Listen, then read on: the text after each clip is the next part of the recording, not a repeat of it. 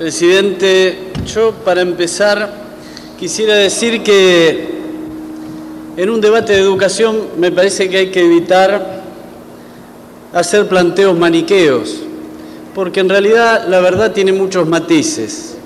Por eso quiero empezar planteando que amo a Evita, amo el peronismo de la justicia social, amo al peronismo del Estatuto del Peón, de los derechos laborales de los trabajadores, de la distribución del ingreso, de la epopeya de la resistencia, pero no puedo decir que amo al peronismo que se abrazó con Isaac Rojas, que llevó a María Julia Alzogaray a la Casa Rosada, que enajenó el patrimonio nacional, que votó, que entregó YPF y las empresas estatales, que dejó un tendal de desocupados, que votó la Ley Federal de Educación y que escribió los documentos que dieron sentido a la Ley Federal de Educación, que buscaba adecuar un sistema educativo que prometía movilidad y ascenso social a un sistema retrógrado e injusto que la negaba. Muchos de los componentes de ese peronismo están sentados en estas bancas, otros están sentados en ese palco y otros tienen su despacho en la Casa Rosada.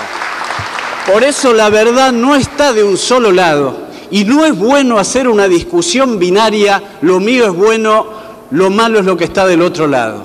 Hay muchas cosas en las que podemos coincidir y me parece que le haríamos un favor al país si intentamos trabajar en favor del consenso. Hay que empezar reconociendo que la discusión de esta ley es un acierto del gobierno y no podemos caer en formalismo. No es verdad que no se discutió. No podemos buscar argumentos de cualquier lado para ponernos en contra en un debate, que hay que decir la verdad también. No es bueno un debate educativo cuando en la misma semana que se lleva la ley al Senado para que se debata, se lanza informalmente la candidatura del ministro de Educación. No ayuda a evitar que se extremen las posiciones.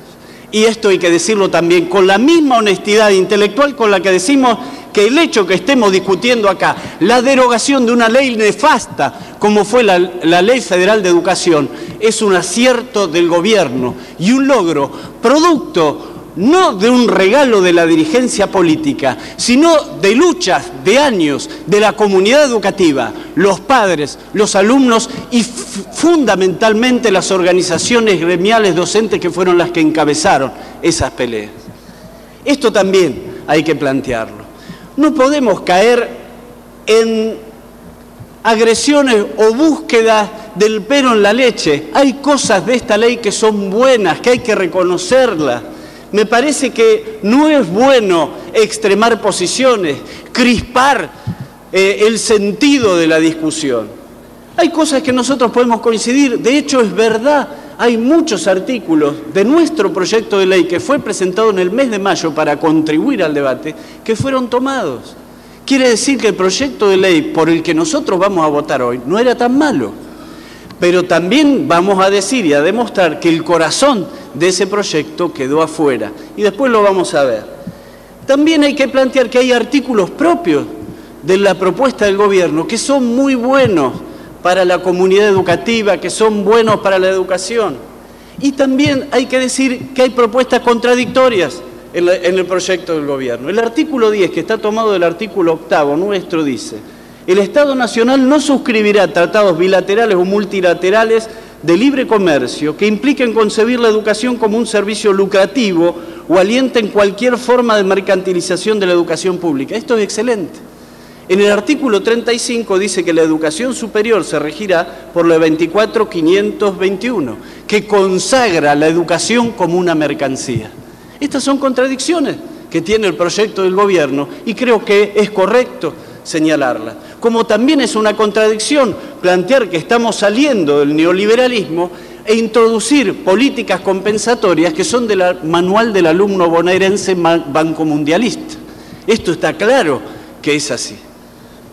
Ahora, me parece que nos haríamos un favor todos si lo que analizamos, en vez de ver hacia atrás, me parece que está bueno ver, pero en vez de quedarnos en eso, vemos qué llega de esto que estamos discutiendo a las aulas. Una buena ley de educación es aquella ley que puede atravesar las paredes de las aulas y modifican en concreto el hecho educativo.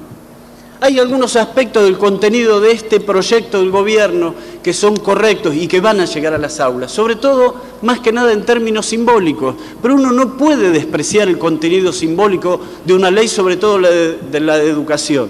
Me parece que es bueno reconocerlo. No es lo mismo decir que hay que descentralizar la educación para que las comunidades se arreglen como puedan, como planteaba el contexto y el texto de la Ley Federal de Educación, que decir hay que buscar reorientar y rearmonizar el sistema educativo para que volvamos a tener una unidad en nuestro país y para que podamos recuperar esa unidad que se rompió como un espejo, cosa que nos va a llevar bastante resolver. Ahora, lo que determina realmente si una ley llega a las aulas o no llega a las aulas, son algunas cuestiones que para nosotros son fundamentales. En primer lugar, las políticas sociales universales. ¿Por qué? Porque eso garantiza si el alumno va a tener acceso, permanencia y egreso en el sistema. No solo decirle, acá tenés una escuela, arreglate como puedas, si tenés plata podés ir, si no tenés plata, pedirle las zapatillas a tu hermano y si no tenés la posibilidad, no vengas. Es necesario generar políticas universales para hacer una realidad lo que la Constitución consagra como la gratuidad de la educación. Si no hay políticas sociales, no hay garantías de eso.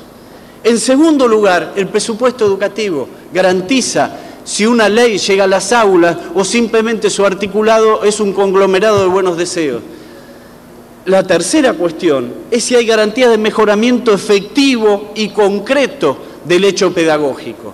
El poner un tope a la cantidad de alumnos que hay en las aulas es definitorio para el hecho educativo. Eso lo sabemos todos, coincidimos todos. Ahora, en estos tres aspectos que nosotros planteamos como nucleares, como el corazón de la ley, el proyecto del gobierno tiene debilidades enormes. Y esas debilidades enormes no devienen del estado de conciencia cívica de la comunidad. Toda la comunidad sabe que esto tiene que tenerlo una buena ley. No es producto del estadio al que arribó la conciencia de los trabajadores de la educación y de la comunidad educativa. Cualquier maestro, cualquier profesor sabe que esto tiene que estar contenido en la ley.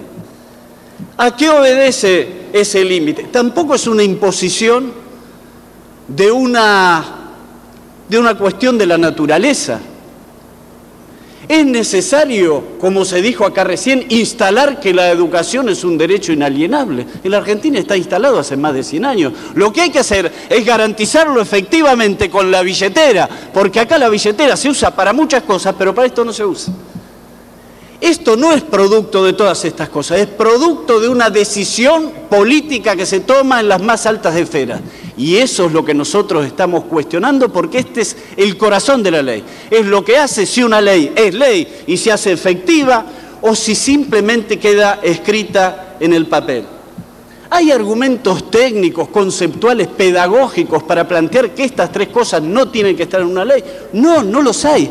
Nadie puede decir que no. Cuando hablamos sobre la necesidad de instalar el año que viene el 6% del PBI destinado completamente a educación, el ministro dice, ojalá. Los trabajadores de educación dicen, ojalá. El ciudadano común dice, ojalá. Nosotros no podemos decir ojalá. Nosotros tenemos que decidir. La cuestión presupuestaria es una competencia de este Congreso y nosotros no somos observadores de la realidad.